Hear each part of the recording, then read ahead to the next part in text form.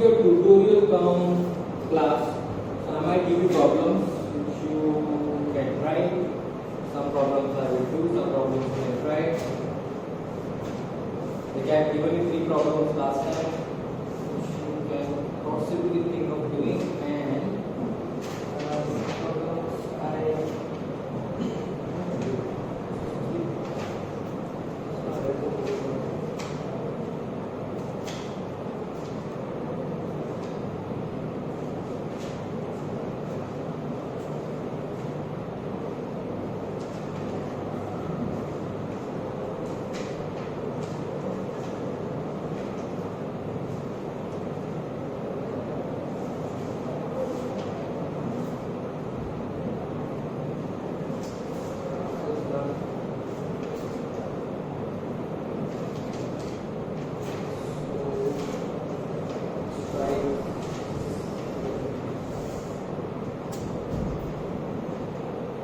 because I have given you d1 plus d2. This is another example which you can try.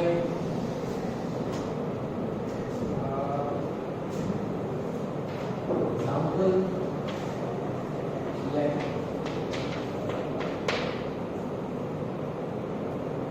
x1 comma d1 and x2 comma d2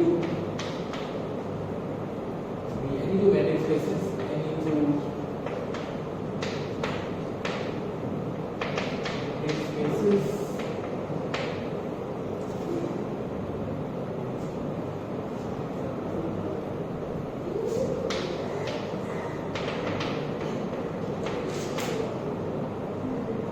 define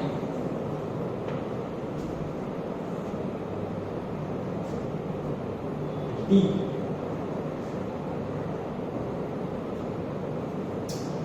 on x1 cross x2 by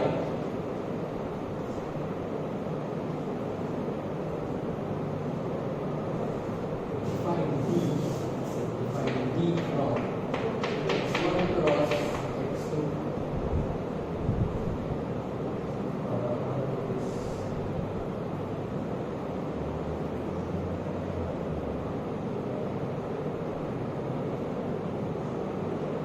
define D, I would say define D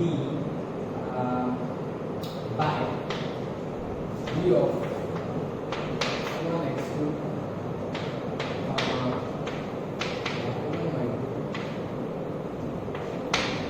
to be equal to root of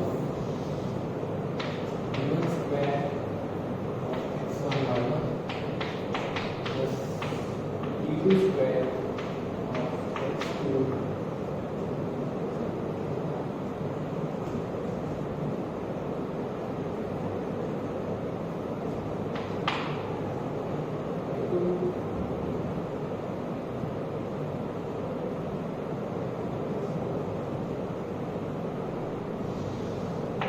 where x1 y1 belongs to x1 and x2 y2 then show that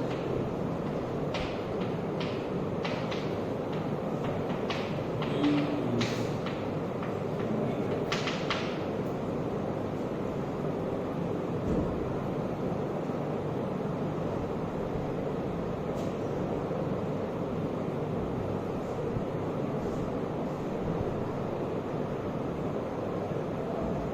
on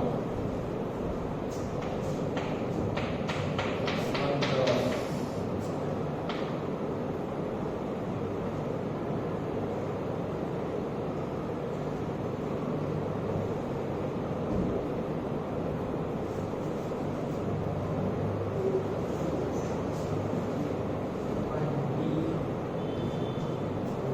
find D on x equal to x1 cross x2 y. So D is from x cross x, where x is nothing but x1 cross x2. Okay. So, can you show that this again? we have to take care of the fact that D1 and D2 both are matrix. So let me try. So that D1, use the fact that D1 is a matrix, D2 is a matrix, and show that D1, so that D is a matrix.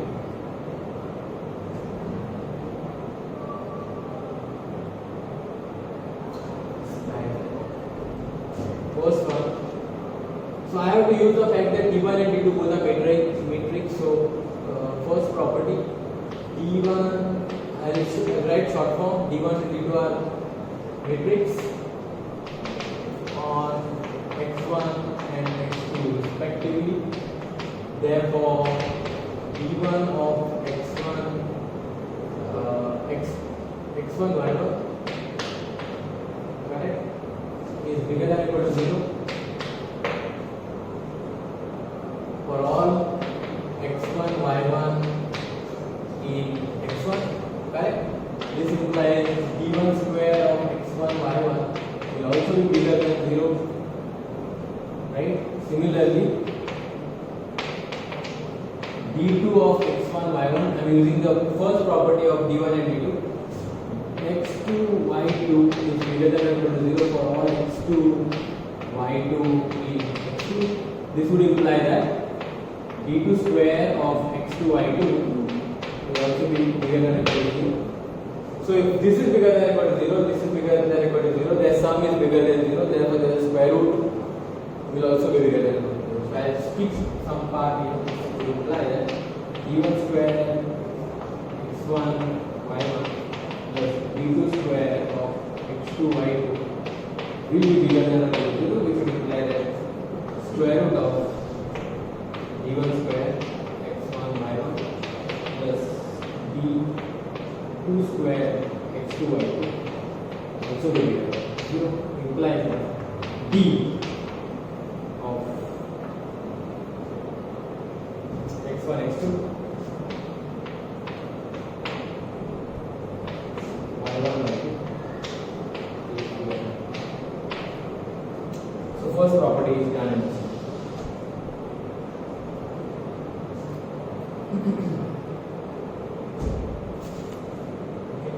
So we prove that d of x1 x2 is positive no matter what is your x1.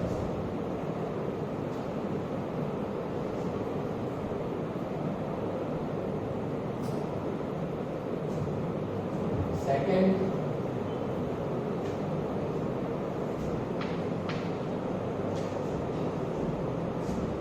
since d1 and d2 are matrix on x1 and x2 respectively, this would imply that distance between any two points is 0.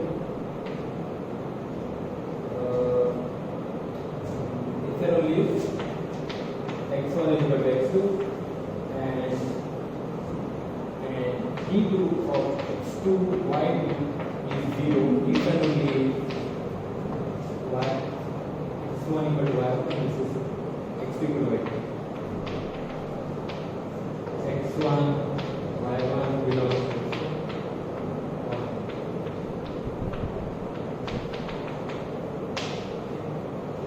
so I have to show that d of this is equal to 0. So let's do this.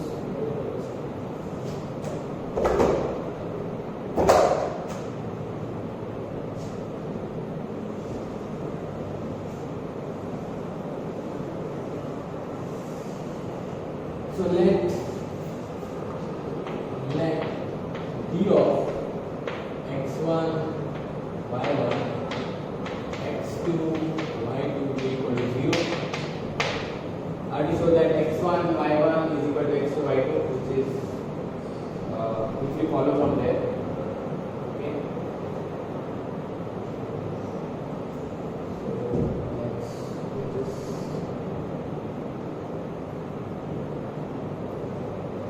So this would imply this is if and only this is 0 by definition. Square root of d1 square x1 x2 y1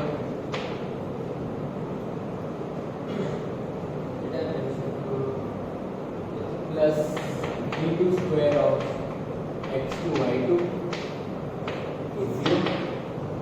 This is if and only if square root is 0, d1 square x1 y1 plus d2 square x2 y2 is 0. Now this is a positive quantity, this is a positive quantity. Sum of two positive quantities is 0 provided both of them are 0. Sum of two positive quantities. This is, see, anyway this is non-negative, right? But now I'm squaring them. The square of sum of two squares is 0 provided both of them are 0. So this would imply that this is if and only if d1 square x1 y1 is 0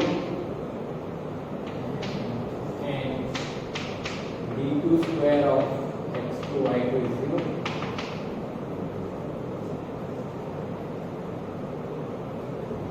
This is if and only if d1 of x1 y1 is 0 and d2 of x2 y2 is 0.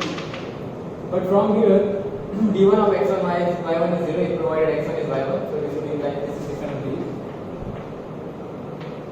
x1 is equal to y1 if and only if, and from here x2 equals to y2.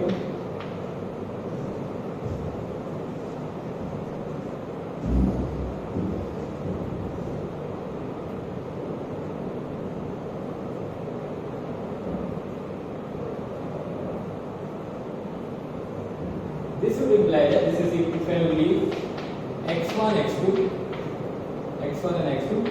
x1 is same as y1, x2 is same as y1. This is if and only if x1, x2 is same as y1.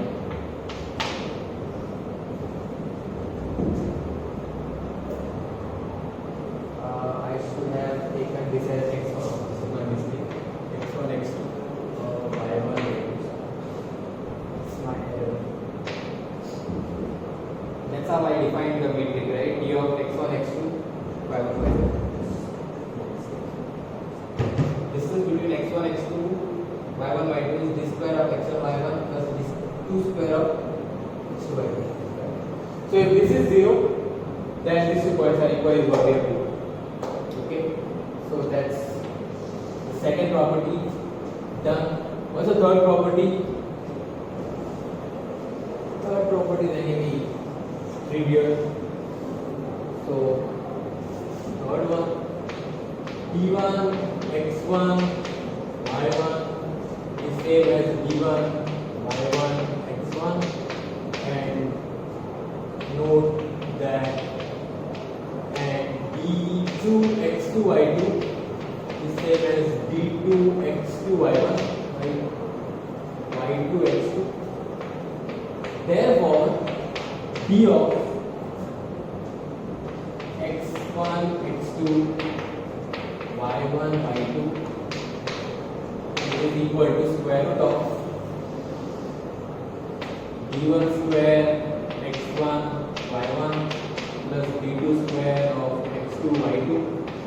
This is same as square root of d1 square y1, x1 plus d2 square of y2 x2.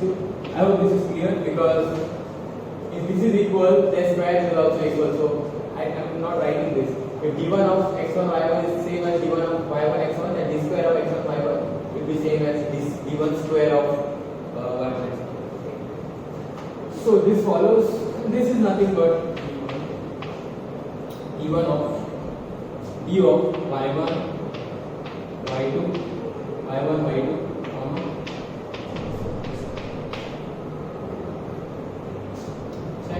see that you have understood the topic right.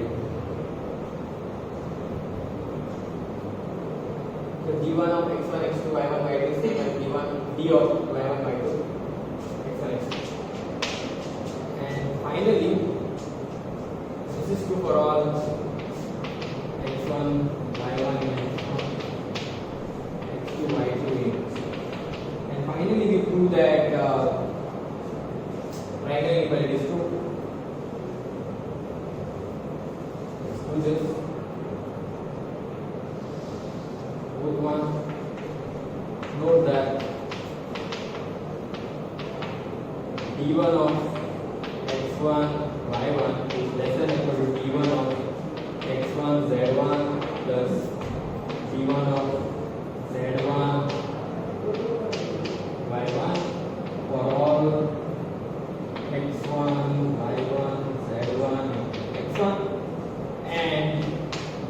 d2 of x2 y2 is less than or equal to d2 of x2 z2 plus d2 of z2 y2 for all x2 y2 z2 in x2.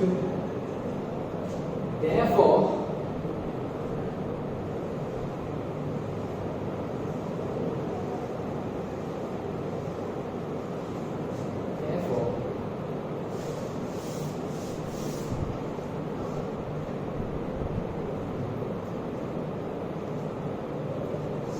what I have to show is d of x1, x2, y1, y2 is less than or equal to d1 of some point there, z1, z2. Let's do that.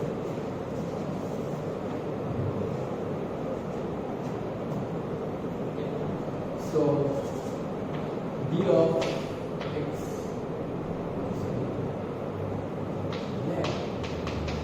x1, x2, y1, y2, z1, z2 belongs to x1 cross x2. Therefore, d1 of x1, x2, y1, y2 by definition is equal to square root of d1 square x1, x2. Okay. d2 square of x2, y2.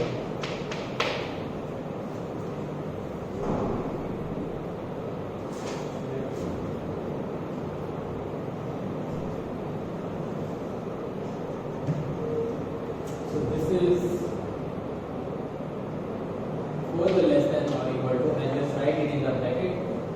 This is nothing but this guy d1 x1 y1 from here is less than or equal to d1 of x1 z1 plus d1 of z1 y1. So let's do that.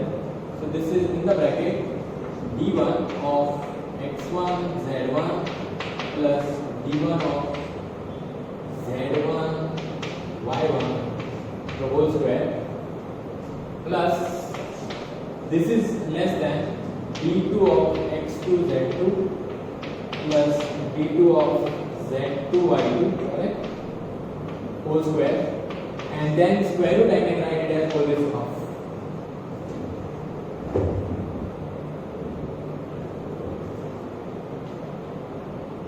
Right, that's the triangle inequality for d1 and d2.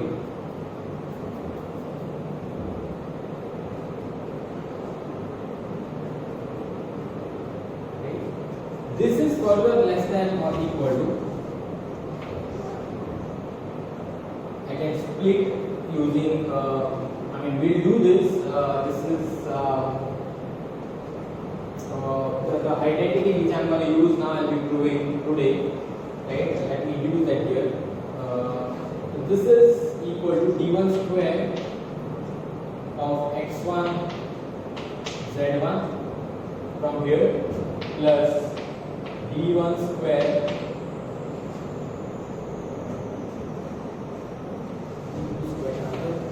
of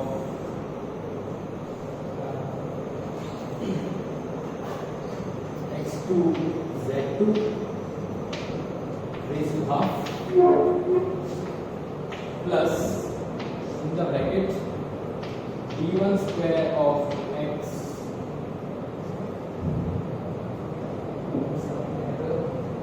square of x2 z1 z2, correct? Yes, that's correct. And this is d1 square of then I have to bring d1 square. This is d1 of x1 x2 z1 z2, right? Plus this would be z2, so this would be z1 y1 plus d2 square of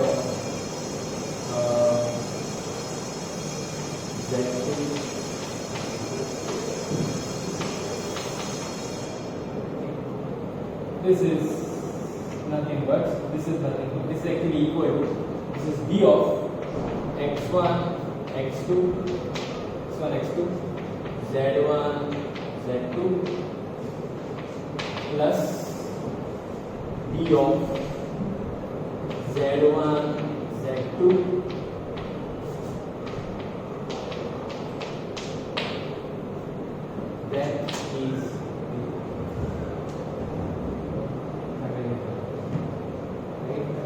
d of x1, x2, y1, y2 is x1, x2, z1, z2 plus z1, z2.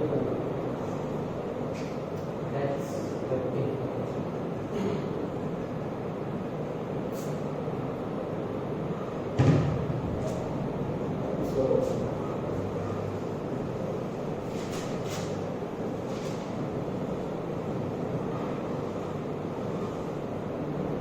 So this will be proving that's Mincox, and I pronounce that Mincox inequality. This is for half.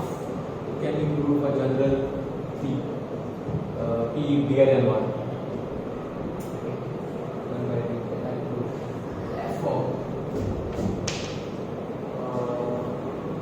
P of D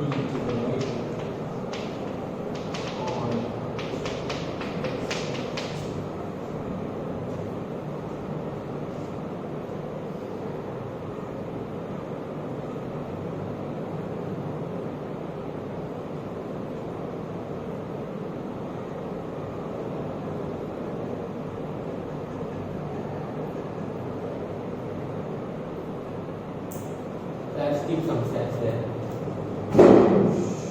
Open up d1 square plus 2 times whatever, that you can skip. Okay, right.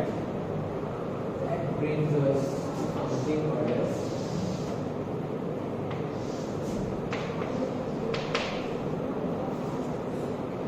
Let's talk about another interesting fact.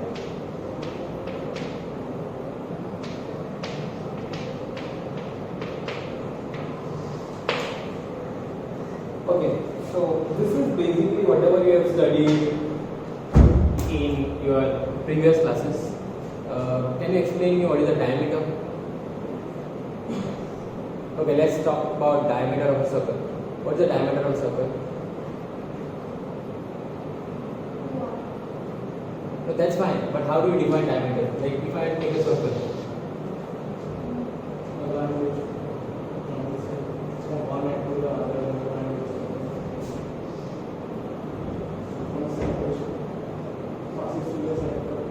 Why should it pass through center?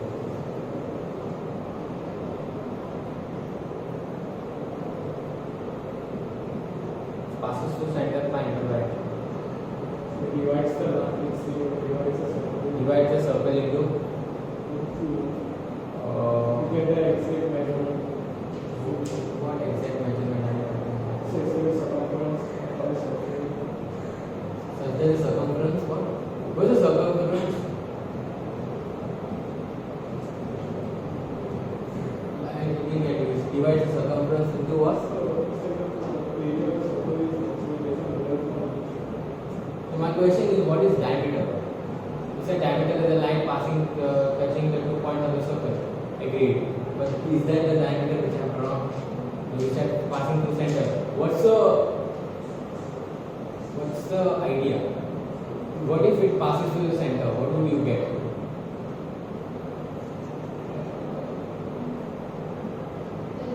Length of the what? See if length of the what? Length of the circle. Circle is a length. Circle will have only circumference. Can't have length. Okay, measure the circumference. So basically, diameter is the length, or it is if you start taking the points and you start finding the distances between them. You will get the largest distance, right, of the points which are exactly lying on these lines, which are passing through origin. Okay, that's the highest or the largest distance you can have. Okay, so basically diameter deals with the largest or the maximum distance. Now sometimes maximum distance is not possible. Now this is possible because circle has its boundary. If the circle doesn't have its boundary, then there is a problem. I will not have a maximum. In which case I will have to rely on. If I talk about a disk, I can see the disk means you take every. Let's show a disk. You know those CD players. Okay, there's a disk. There's a hole in between bucket. There's no hole. You take your chapati. Chapati is a disk. Now remove that. You are removing the boundary. The lines, which you call it as a boundary, is removed. What is the diameter of this chapati?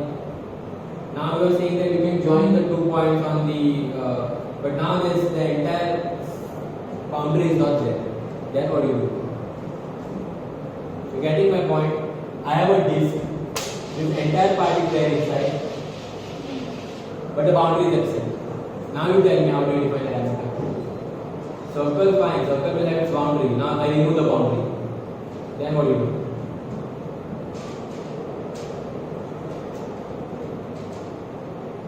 Will this have a diameter? Will this have a diameter? Or it doesn't have a diameter?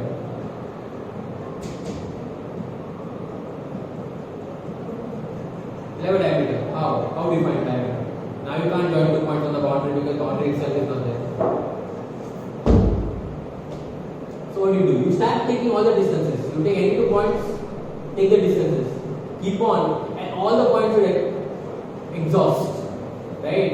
Any 2 points, any 2 pair of points, find the distance, and then you start taking the supremum. You can't take maximum because maximum may not exist. Maximum may not belong to the 2 points may not belong to the set. Okay? So what you do is you take 2 points, right? Take the supremum, and if you take the supremum, those 2 points will be exactly very close to the boundary.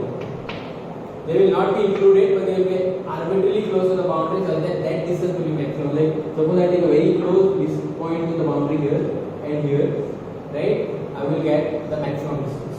Like for instance, let's go to R2. If I take 0,1, what's the length of this interval? This is it. How do you know? How did you get the length?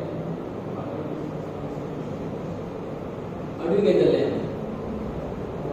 1 minus 0. 1 is there, 0 is there. You subtract. Now I ask you what is the length of this?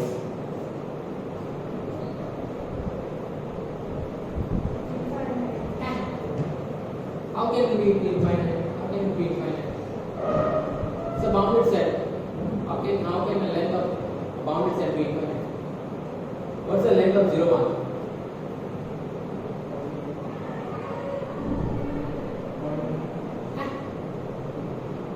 Still 1. Why does the boundary matter? What is the area of this room? If I look at the plane, what is the area of the plane? With walls. If I want to find the area of this room with walls, what is the area? When you measure the length, do you go inside the wall? No. You just assume that it is here. If you have a tape, you will be starting if suppose I want to look at the area of this room, right? What I do is I will take the tape, measure. Do I go inside the wall? No. Then I just make sure that I go to the boundary. Do I touch it? Probably not. Or even if I can touch, fine, no issues. But assume that it is there, right? And take the length and do the same thing. Now, if I assume that the walls are not there, will the area of this room change? If I assume that the whole setup is not there, right? But I give you this setup and then I remove the boundary and then ask you what is the area. Area will remain the same in whether that boundary is there or whether the boundary is not there. Getting my point? Boundary is just to mark your area, that you need to count up to this. Then whether I take the boundary or whether I do not take the boundary into the consideration doesn't matter. See, when you take a plot, right, you are given an area, okay, this is your plot. Do they directly give you with the compound? No. What they do? They put a boundary there, mark, is there any thing which is put there like some fence or something like that? No, they just mark, this is your area. That's how they calculate, okay, this is your 500 square meters. 500 square meter area which is allotted to you, so suppose. There's nothing there, right? So whether you put the fence, will the area change? You will still have 500 square meter, maybe some less because if you put your compound a bit inside, right? But the area would be same, right? If you put the compound, just put a sheet like single sheet on that, right? And you measure your distance. the area will be still same, whether you put that thing there or whether you don't put that thing there, right? So diameter basically that's just a area kind of a thing. Diameter does not depend on the whether the boundary of the set is there or not, right? You take the largest possible distance, or you take the supremum of all the distances, you will get the diameter of the set, right? Now, when you talk about one dimension, the diameter will be just this, right? When you take a circle, then this is the only length you can have. For a circle, two-dimensional objects, you can have this length, this length, this length. Plenty of the things will be there, but all will give you the same value, the largest distance rather. Okay, this is for circle. Suppose I give you something like this. What will be the diameter? Which line will? What are the points? Okay, let me give you something which is. Let me give you something like this. What will be the diameter? Let me give you one sorry. What will be the diameter? Which 2 points will have the largest distance? A point here and a point here, right? Correct? The line is not straight. That will be the diameter. So basically what we do is we check. So I take this to check the distance, check the distance, check the distance, check the distance. Probably take all the distances and take the supremum. Supremum because boundary may not be there. The point may lie on the boundary, but boundary itself may not be there. If the boundary is there, supremum becomes maximum. If you take the maximum, of course your maximum distance will lie on the point will always have to lie on boundary. Inside will not get the maximum distance anyway. Your points will have to go on the boundary. So the fact of the matter is, you will have to take all the possible distances. Depends. You can't see a set. Here I can draw. Like for instance, ellipse. I know that this is the maximum distance. Right? That's a diameter.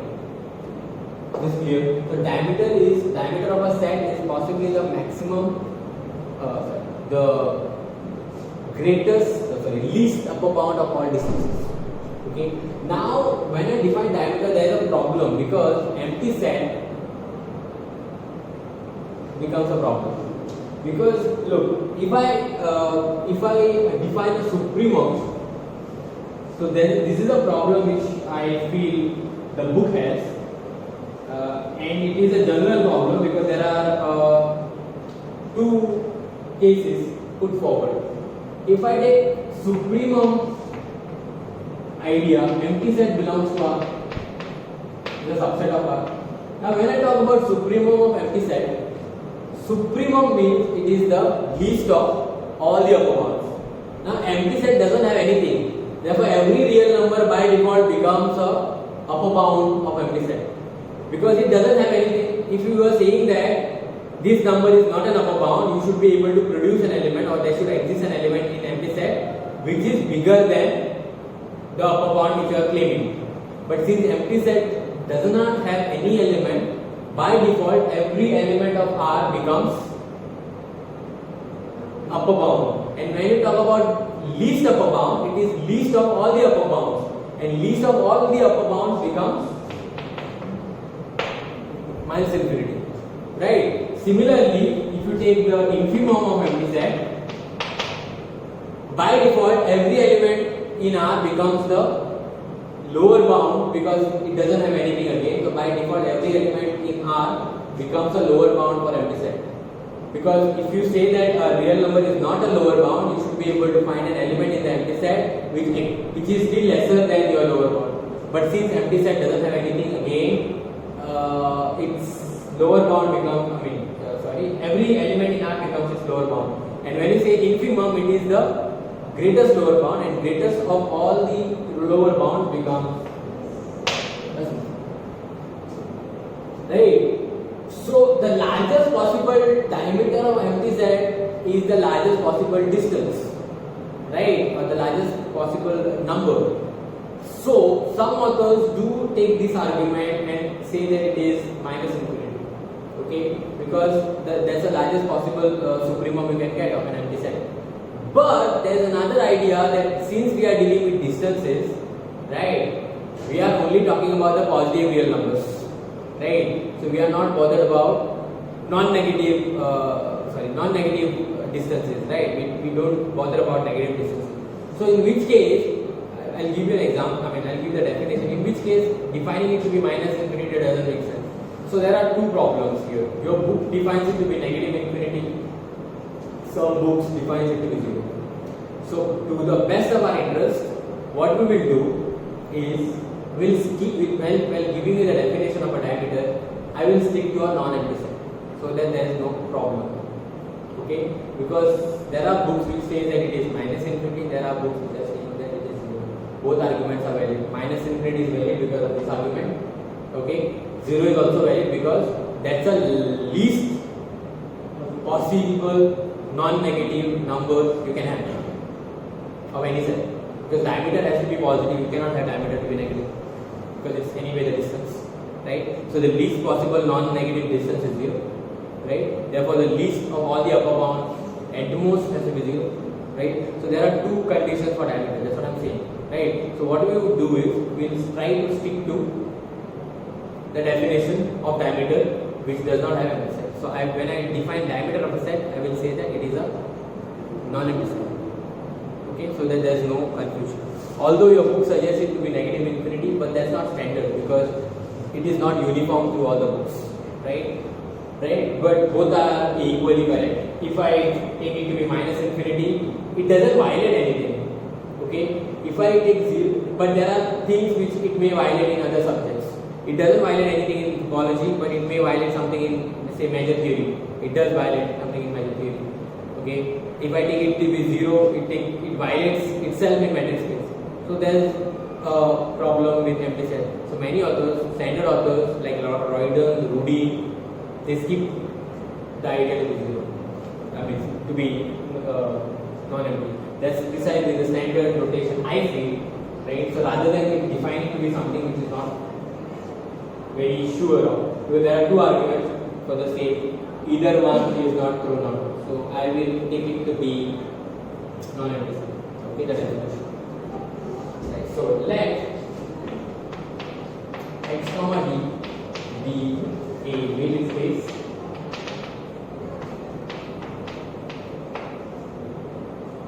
and let A be non-empty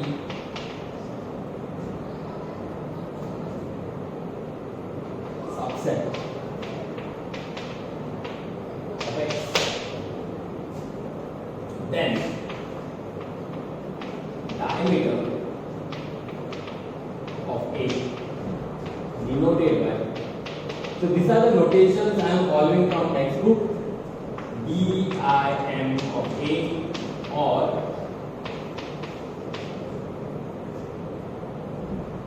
is given by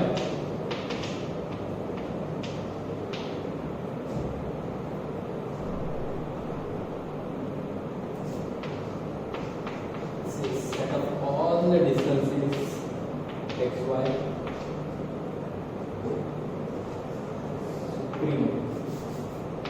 supremum of all the distances from xy.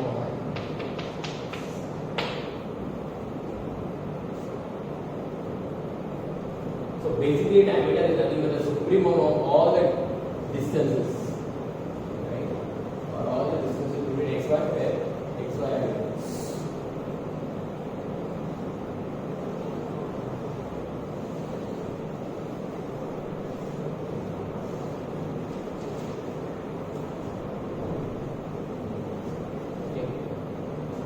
Right. Simple example. If I take R as my x, okay, and if I take B to be x minus y, that's a matrix which we have seen, x, y, and R, then the diameter of A, if I take to be 1, 7, then D of A, the largest distance, supremum of all dxy, right, is 6. though 1 and 7 is not there, but the largest distance of the supremum will always be as close to, the point will be as close to 1 this side, the point will be as close to 7 this side. Largest possible distance is, because when you measure the diameter of a set, you are measuring from inside. Like, you are getting my point. When you measure the diameter of a set, right, you start taking distances from inside. You are not measuring diameter from outside. Are you? If you want to measure the area of this, will you sit outside of this room and measure the area? You will have to come inside the room, right? So diameter will always be moved from inside. So it becomes a supremum. Whereas the distance, I will measure from outside. Suppose I want to measure the distance between this room and that room there. Can I be in this room or that room and measure the distance? No, I have to move outside this room, right? So distance between two elements is measured from, or two sets are measured from outside, whereas the diameter is measured from inside. So whenever you are talking about distance between two sets, is always the infimum, okay, the smallest possible value. And when you talk about the diameter, that's the largest possible value, right? Because we are measuring from inside. So as large as possible, and from this, then since we are measuring from outside, it is at the smallest possible.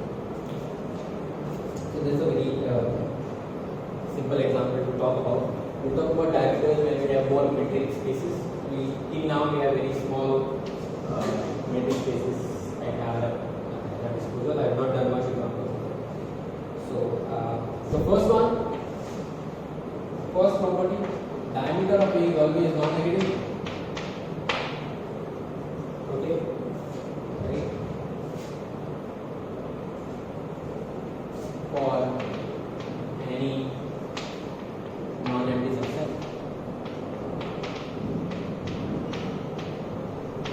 P of X. Second, if A is closed sphere of radius R, then diameter of A is 2 times R.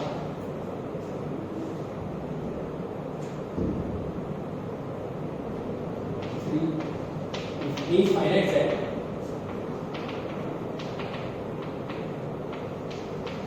then diameter of A is finite.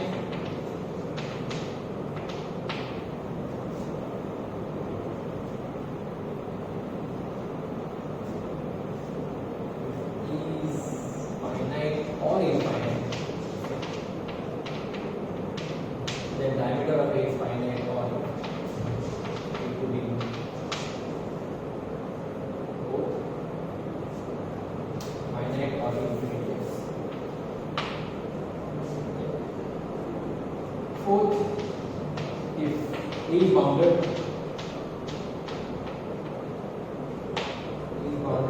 complex set, if diameter of A is less than infinity, A is bounded if diameter of A is less than infinity. Okay.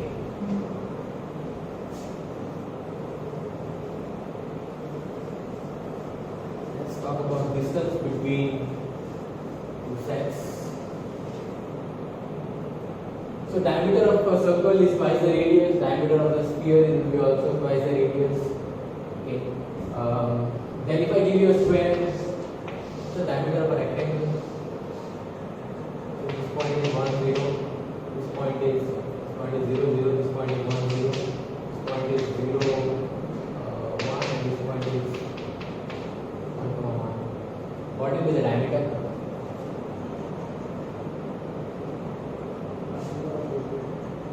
Yeah, diameter of a square. This looks like it's a square and it doesn't look like a square, but it is a square. Okay, let me take this bit. Though since I've drawn it to be a rectangle, let me take this as 2, 2, 2. This is 2, 2. Again, I will get a square. So let me do 1, 2. That makes sense. Let me take this to be 2 and this to be 1. This is 2, 2, 1. This is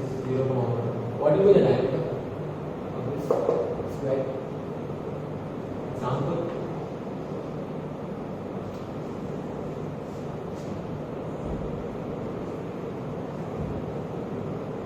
So, example is x is R2. I define A is set of all x comma y.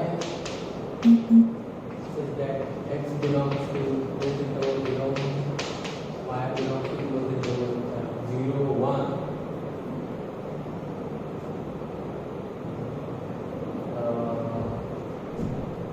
X is 0, 2, sorry, and y 0, 1.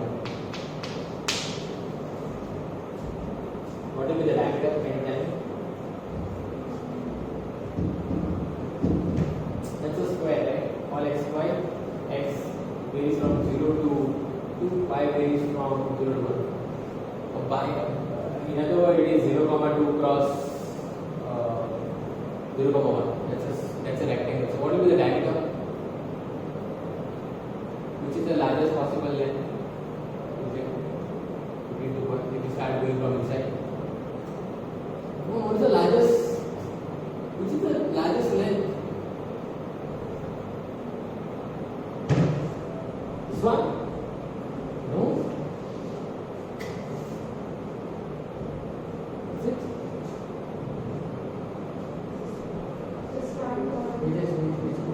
Which is the largest length? Let's check. This will be 2. Okay. Let's check. This is 2. Then what about this? What about this? What's the length? What's the distance from this point to this point?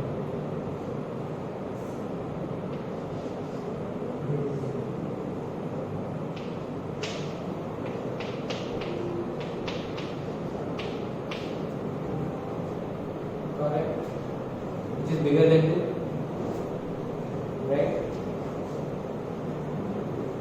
Or even this one would suffice. Right? This triangle. That's still root 5. Right? Equal length. Is it okay? Then if I give you a rhombus,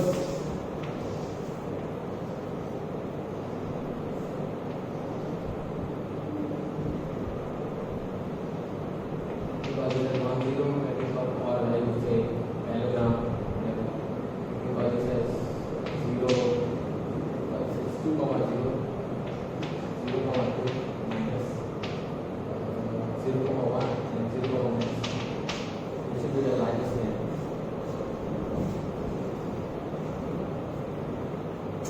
Check out.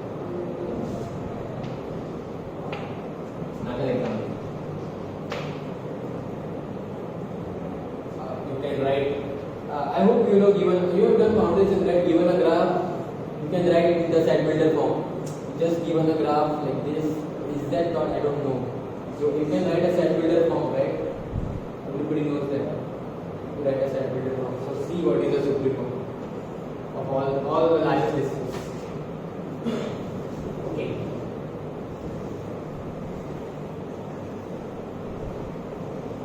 Let's go further and discuss distances between two sets. Now this is an interesting. I suppose you'll be able to do this, right? Look at what is the largest length, or which is the largest distance. Probably you're going to take point on the boundary. Okay, so definition, distance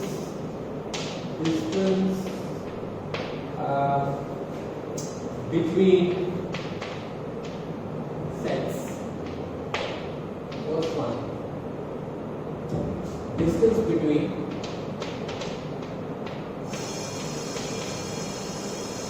a point. I do distances between the sets, and then we can wind up.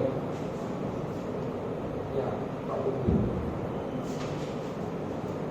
Distance between points in a set. Again, I'm missing my lecture on Saturday. Saturday possibly would be a holiday. I guess. Set.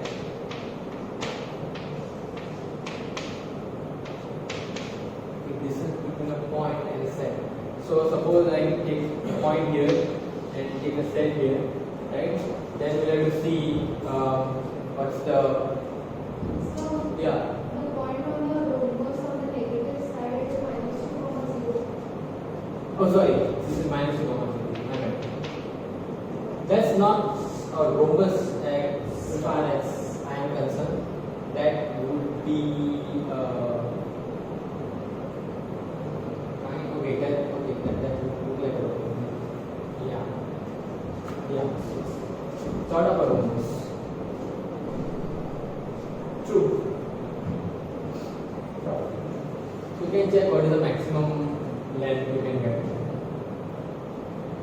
Okay, so distance between point and the set. Okay, so let's try and go to R3 and let's see what happens. If I take a plane and I take a point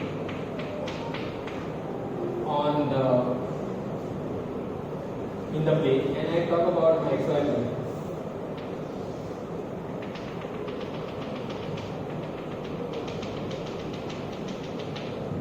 In my XY plane, doesn't look like this. Anyway, so I'm talking about XY plane. What is the distance between 1, 1, and the plane XY plane? How do you find?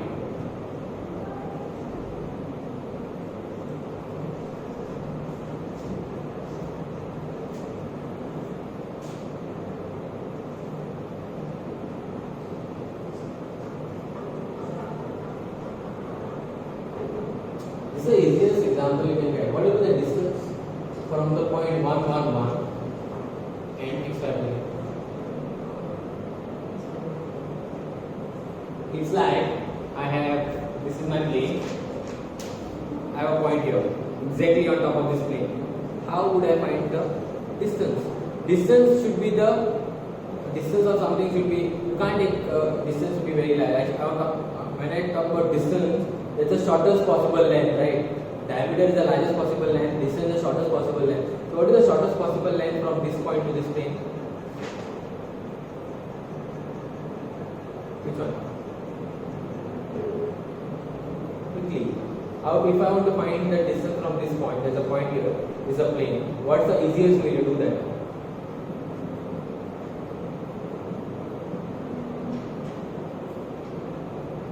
If I give you a plane, if I give you a point, my question is I want to find the distance of this point from this plane. What's the easiest way to do that? What do you call that? What sort of line that would be? Loudly. Okay, normal. A better word for normal. The easiest word for normal. Loudly. No, she's saying normal, you are saying perpendicular. Right, so this would be the shortest distance from this point. That is the perpendicular distance. So all you do is draw perpendicular passing through this point to the plane. Right, wherever it hits the plane, look at the intercept. Right, on the coordinates. Find the length of this vector or find the length of this line from this point, a line segment. That will give you the shortest possible distance from the point. This is a set. This is a point because this will consider of all the points. This is just a single point. Right, so that's how you find the distances. But you will not always get a plane. For a plane, you can do this idea. Then you put a perpendicular distance from there. Right, you get it. But it will not be the case always. Like if you hit this point down, right, the coordinate would be 1, 1, 0. Right, and you find the distance between 1, 1, 1 and so probably it would be whatever the distance is. But that is not always the case. You cannot always get planes in middle spaces. So let's define what sort of a distance we have from a point to the set. So the distance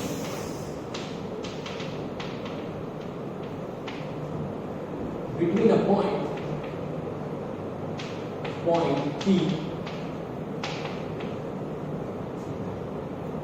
and okay, again let me specify and A non-empty set A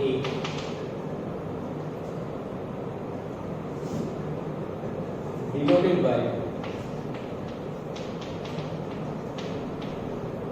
D P A is given by D of P comma A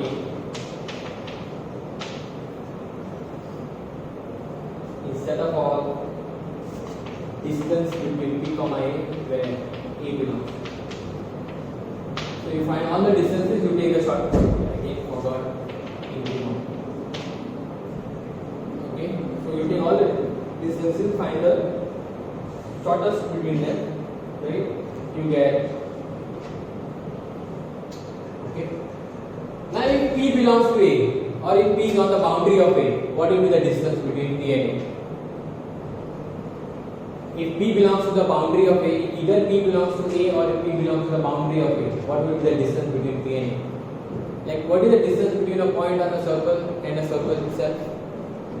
If I take circle, disk again, and you take a point on the disk, what will be the distance between them?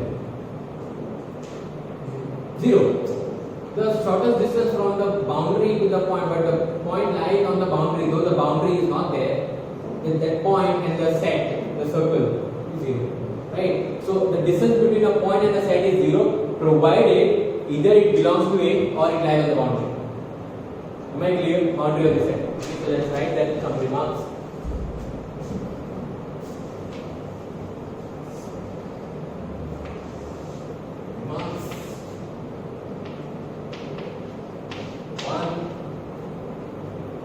Distance between P and A is 0 if either P belongs to A or P lies on the boundary of A. Okay. Second, distance between a point P and A is always bigger than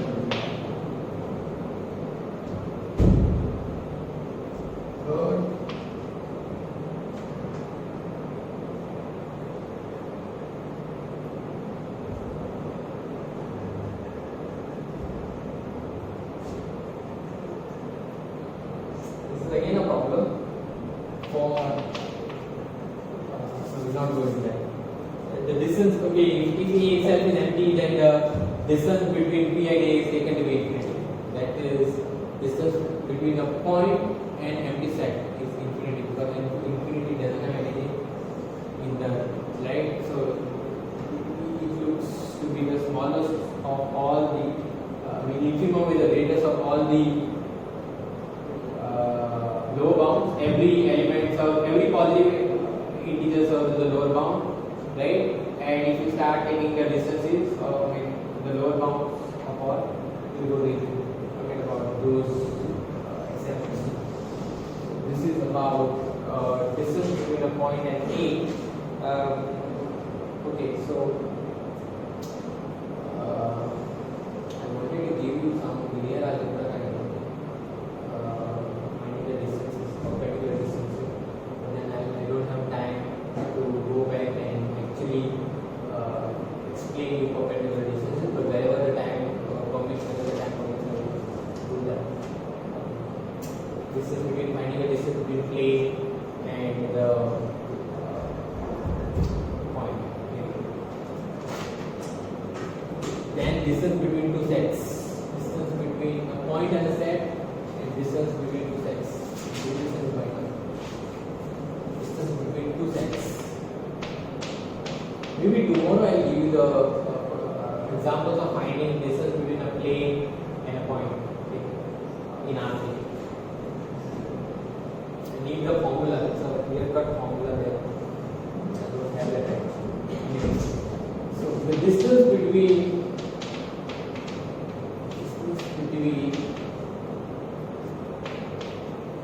two non-empty sets,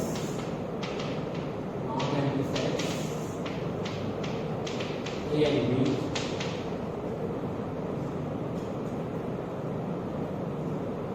of non-empty subsets A and B of a metric space.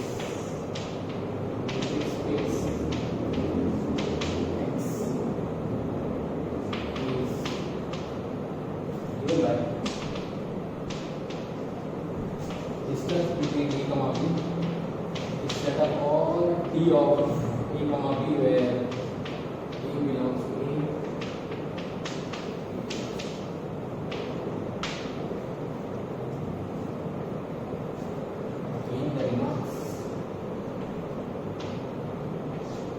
E of A comma B will always be positive or at the root 0. 1 second. E of A comma B is 0 if A intersection B is not.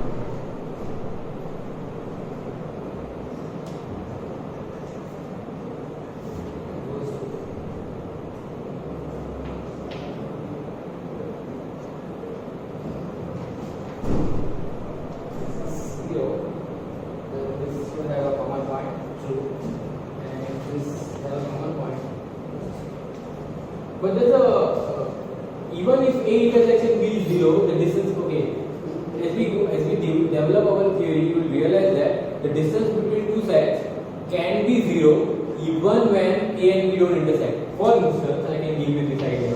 I can take in real numbers 1, 2 as my A and open interval 2, 3 as my B. What's the distance between these two sets? What is the distance between 1, 2 and 2, 3? 0. Right? But they are not intersecting. Right? So there is a problem. The distance between this is 0. Then see, these are some of the mistakes which are made on the textbook. Then A intersection B is non-empty. Okay. If A intersection B, if A intersection B is empty. The other way it is not true. If distance between A comma B is 0, doesn't really have to mean that A and B will intersect. This is a counter example. A and B clearly don't intersect here, right? But the distance between them is 0, right? So there are some of the mistakes which are done on the textbook, which doesn't make sense. This is the second mistake I actually found out, that this doesn't make sense. This absolutely doesn't make sense. This may not be economic. The previous one was, it says that diameter of distance between P comma A is 0 if and only if P belongs to A. That may not be. P may not belong to A. It's not if and only. Diameter distance between P and A is 0 doesn't necessarily mean that P belongs to A. P may be on the boundary. Right? P may be on the boundary of the set. So see, these are the small subtle errors which the textbook makes, which we neglect to look at. So the distance between A comma B is 0 doesn't imply that A intersection B is non-empty. But if A intersection B is non-empty, then distance will necessarily be equal to 0. Right? So this implies, I hope this is clear, this would imply this, this does not imply this. Right? Clear example is, you take A to be 1, 2, B to be 2, 3, you intersect them, it's empty, but the distance is 0. So distance is 0, but A intersection B is empty.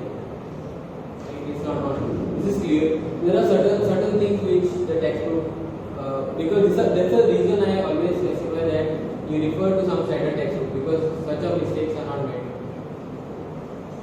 This is clear. So don't refer the book blindly. I hope that example clearly eliminates if and only if condition. Right? If and only if means if this is 0, this should imply that A intersection B should be non-empty. But that's not the case. Right? Unless you put closure here, then that makes sense. You close, we have not done closure yet, but if you put closure in one of the, that means you take the boundary of one of the set or both the sets, then it makes sense. Even if you take the boundary of one set, like even if I take this to be closed and this to be open, still there's a problem, they don't intersect. Getting my point? Still they don't intersect, because this has 2, this doesn't have 2. Right? Still they don't intersect, but the distance is anyway 0. Distance is 0 because practically they are sharing the boundary. Like you and your neighbor is sharing the boundary, then the distance between your houses is 0. Getting my point? You are sharing the boundary, right? But you are not overlapping each other's property. Are you all? No. Your boundary and her boundary are shared. So the distance between your houses is absolutely 0. But are you overlapping your properties? No. right? So there are certain errors which the textbook makes, so we should rectify those as and when required. So yeah, that should be one. I hope I have. Oh, this is again I made a mistake. See, this is increment. Certain things I okay. Should I go for one more?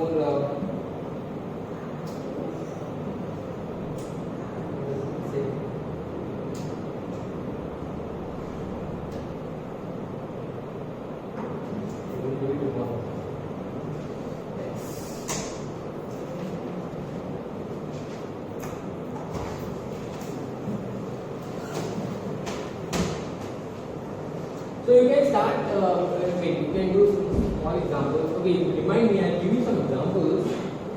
I don't know whether I've done it in linear algebra because last time I remember I had done this. So if you can go to the notes, if you have my notes, just check whether I've done it. Those are COVID days, I don't remember I've done those kind of ideas. But some examples I can give you. Find the distance between P, K in R3 where P is the point 1, 1, 2 and A is set of all x, y, z such that z is equal to 0. These some things you can find out with this. Or I can also give you examples with this. Find the distance between A, B in R2 where A is set of all x, y such that x is equal to 2y and B is set of all x, y such that x is equal to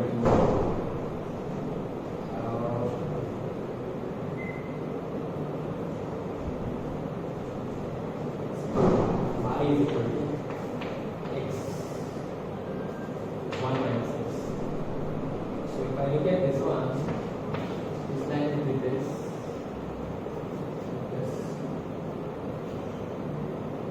do you intersect? I don't know.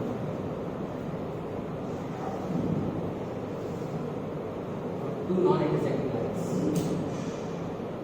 Okay, so I have to give you something like this. So this is minus 1, minus 1.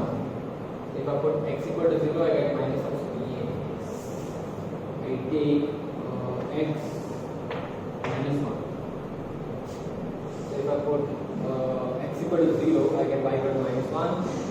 And if I put y equal to 0, what's the equation of this line? This is minus 1 comma 0. Oh, that's correct. This is 1 comma 0, right? So plus 1. This will work. We make this simple. Let's make that easier. X equal to y and x equal to y and y equal to. So this line, this is this line exactly, slope 1, and this will be exactly this line.